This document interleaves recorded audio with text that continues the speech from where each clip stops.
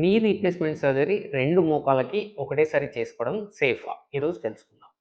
2 కాళ్ళకి ఒకటేసారి చేసుకోవడం వల్ల సర్జరీ టైం అన్నది చాలా ఎక్కువవుతది. అందువల్ల హార్ట్ పైన అండ్ లంగ్స్ పైన కూడా ప్రెషర్ ఉంటది. సో, రిస్క్ అన్నది పెరుగుతది. ఒకదానితో కంపేర్ చేస్తే 2 మోకాళ్ళకి సర్జరీ చేసుకుంటే రిస్క్ అన్నది పెరుగుతది. దాంతో పాటు బ్లడ్ లాస్ ఎక్కువుంటది. సర్జరీ టైం ఎక్కువుంటది. 2 కాళ్ళు కాబట్టి బ్లడ్ లాస్ కూడా ఎక్కువుంటది. సో, బ్లడ్ లాస్ ఎక్కువుంటే రక్తం ఎక్కించాల్సిన అవసరం కూడా పెరుగుతది. అందువల్ల దానికి సంబంధించిన కాంప్లికేషన్స్ కూడా ఉంటాయి. నెక్స్ట్ రికవరీ అన్నది డిలే అవుతది. ఎందుకంటే 2 కాళ్ళు నొప్పులుంటాయి కాబట్టి ఫిజియోథెరపీ సరిగ్గా చేయరు. అందువల్ల సరిగ్గా వాక్ చేయరు. ఎక్కువ శాతం బెడ్‌లో ఉంటారు చాలా రోజులు. అలా బెడ్‌లో ఉండడం వల్ల డీవీటీ అంటే మన బ్లడ్ వెసల్స్‌లో క్లాట్స్ లాగా ఫార్మ్ అయ్యి, ఆ క్లాట్స్ లంగ్స్‌కి గాని అలా వెళ్ళే ఛాన్స్ ఉంటది. సో, ఈ రిస్క్ డీవీటీ రిస్క్ కూడా చాలా ఎక్కువ ఉంటది.